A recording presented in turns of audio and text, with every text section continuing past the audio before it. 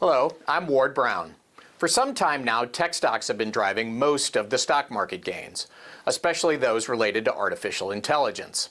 AI headlines dominate nearly every earnings call, and investors are asking some of the same questions they did a generation ago.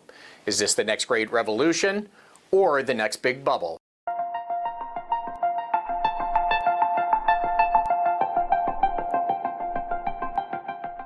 Bubble talk has really picked up steam here recently. In the late 90s, it was the internet that promised to change the world. And today, it's AI.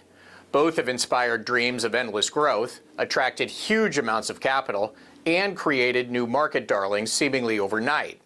But beneath the surface, the two eras might be more different than they initially seem. In the 1990s, investors believed in this new idea, the promise that the internet would revolutionize business and daily life.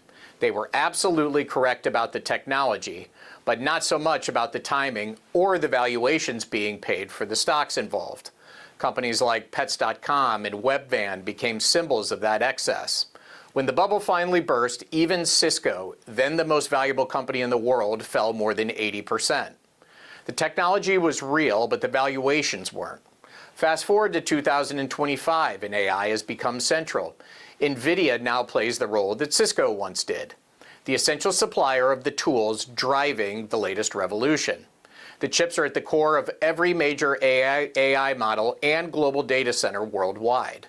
But here's a key difference. NVIDIA is not so much driven by hype as it is by cash flows. Earnings have increased over tenfold since 2022. And its free cash flow this year alone exceeds what many 1990s dot-coms earned in their entire history. While its valuation is high, it's trading at around 30 times forward earnings. It is supported by real profitability and insatiable global demand. In contrast, Cisco traded at 150 times earnings at its peak. Another similarity between then and now is this race to build out the infrastructure to support the new technology. In the late 1990s, it was fiber optic networks. Telecom companies laid huge amounts of fiber cable under the assumption that internet traffic would skyrocket, which it did eventually, but not fast enough to justify the build-out.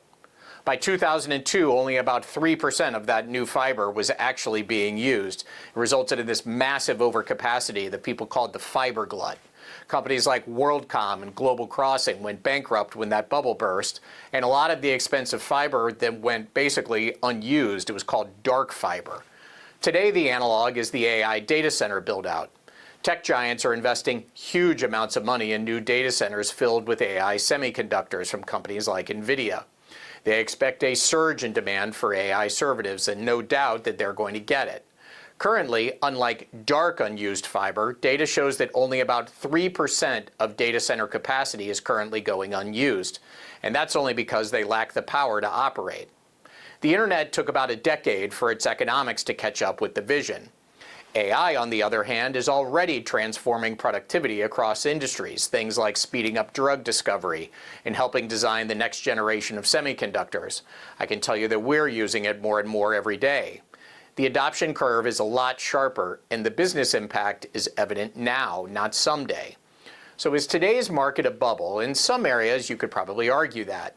There's some AI-themed stocks that are trading a lot more on hype than they are facts in things like earnings and sales. There's also a concern that we might be overbuilding data centers, and questions remain whether all the investment in infrastructure will eventually pay off.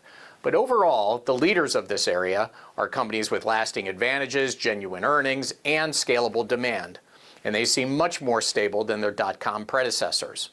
For now, that stock price momentum is not outpacing earnings, and rather, earnings are pretty well supporting the stock price momentum. Investor enthusiasm will overshoot in some areas. You can just count on that. But the foundation seems a lot stronger, and the opportunities very real. Thanks very much for watching.